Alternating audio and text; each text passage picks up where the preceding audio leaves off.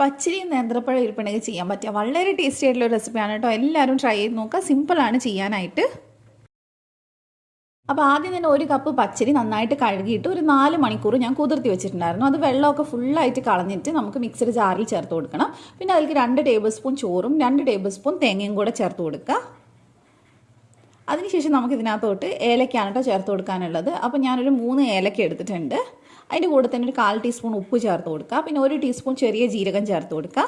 ഇനി കറക്റ്റ് ഒരു കപ്പ് വെള്ളം ഒഴിച്ചിട്ട് നമുക്കിതിനെ നന്നായിട്ടൊന്ന് അരച്ചെടുക്കാം. നല്ല ഫൈനായിട്ട് ഞാൻ അരച്ചെടുത്തിട്ടുണ്ട്. ഇനി ഇതവിടെ മാറ്റി വെക്കാം. അതിനുശേഷം ഒരു പാൻ വെച്ചിട്ട് അതിലേക്ക് ഒരു 1/2 ടീസ്പൂൺ നെയ്യ് ഒന്ന് ചേർത്ത് കൊടുക്കുക.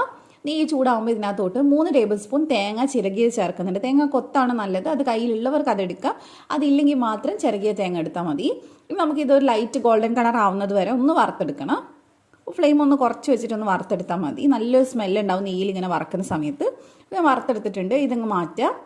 ഇനി ഇതേ പാനിൽ തന്നെ നമുക്ക് വീണ്ടും 1/2 ടീസ്പൂൺ കൂടെ നെയ്യ് ചേർത്തിട്ട് ഒരു 5-6 ചെറിയുള്ളി ഒന്ന് വട്ടത്തിൽ കട്ട് ചെയ്ത് ചേർത്ത് കൊടുക്കുക. എന്നിട്ട് ഇതിനെ ഒന്ന് ബ്രൗൺ കളർ ആവുന്നത് വരെ ഒന്ന് ഫ്രൈ ചെയ്തെടുക്കുക. പെട്ടെന്ന് തന്നെ റെഡി ആയിട്ട് കിട്ടും. ഒരു മീഡിയം ഫ്ലെയിമിൽ ചെയ്താൽ മതി. അപ്പോൾ ഏകദേശം ഇതിവിടെ റെഡി ആയിട്ടുണ്ട്. ഈ ഒരു കളർ മതി. ഇനി നമുക്ക് ഇതും എടുത്ത് മാറ്റാം. ഇതിൽ എണ്ണ ബാക്കി അതിൽ തന്നെ ഇരിക്കട്ടെ. എണ്ണ ഇല്ലാതെ വേണം എടുക്കാനായിട്ട്. അപ്പോൾ ഇനി നമുക്ക് ഇതിൽ തന്നെ ഒരു നേന്ത്രപ്പഴം ചെറിയ പീസായി കട്ട് ചെയ്തത് ഞാൻ ചേർത്ത് കൊടുക്കുന്നുണ്ട്. അത്യാവശ്യം പഴുത്ത നേന്ത്രപ്പഴം നോക്കി എടുക്കുക. എന്നിട്ട് നമുക്ക് ഇതിനൊരു 5-6 മിനിറ്റ് ഒന്ന് വറുത്തെടുക്കാം. നന്നായിട്ടൊന്ന് മൂത്ത് വന്നിട്ടുണ്ട്. ഈ സമയത്ത് 1 ടേബിൾ സ്പൂൺ പഞ്ചസാര ചേർത്തിട്ട് അതൊന്ന് മിക്സ് ചെയ്ത് കൊടുക്കുക. ഇനി നമുക്ക് ഒരുപാട് നേരമൊന്നും ചെയ്യേണ്ട. ഇത് നന്നായിട്ട് പഞ്ചസാര ഒന്ന് മെൽറ്റ് ആവാൻ വേണ്ടി വെയിറ്റ് ചെയ്താൽ മതി. 1 മിനിറ്റ് കൊണ്ട് തന്നെ നമുക്കിത് അത് റെഡി ആയിട്ട് കിട്ടിയിട്ടുണ്ട്. ഇനി ഇത് അങ്ങോട്ട് മാറ്റി വെക്കാം. അപ്പോൾ ഇനി മധുരത്തിന് വേണ്ടത് ശർക്കരയാണ്. 200 ഗ്രാം ശർക്കര എടുത്തിട്ടുണ്ട്. ചെറിയ അച്ച് ശർക്കരയാണെങ്കിൽ ഒരു 4.5 അച്ചൊക്കെ എടുത്താൽ മതി. അതിൽ 1/2 കപ്പ് വെള്ളം ചേർത്തിട്ട് നന്നായിട്ട് ഇതിനൊന്ന് ഉരുക്കിയെടുക്കുക. അപ്പോൾ ഇത് നന്നായിട്ട് ഉരുക്കി വന്നിട്ടുണ്ട്. ജസ്റ്റ് ഉരുക്കിയാൽ മതി കേട്ടോ. പിന്നെ കൂടുതൽ വേവിക്കേണ്ട. ഇനി ഇത് നമ്മൾ ആ തിളച്ച ആ ഒരു ശർക്കര പാനി നേരെ നമ്മൾ ആ അരിമാവിലേക്ക് ഒഴിച്ചു കൊടുക്കുകയാണ്. ഒഴിക്കുമ്പോൾ തന്നെ നന്നായിട്ട് ഇളക്കി കൊടുക്കണം. വലിയ കട്ട പിടിക്കും. അപ്പോൾ ചൂടുള്ള പാനി ഒഴിക്കുമ്പോഴാണ് ഇതിന് നല്ല ആരൊക്കെ വരുന്നത് കേട്ടോ. അപ്പോൾ അത് കറക്റ്റായിട്ട് അതേപോലെ തന്നെ ചെയ്യുക. എന്നാലേ പെർഫെക്റ്റ് ആയിട്ട് നമുക്ക് ചെയ്തെടുക്കാൻ പറ്റുള്ളൂ.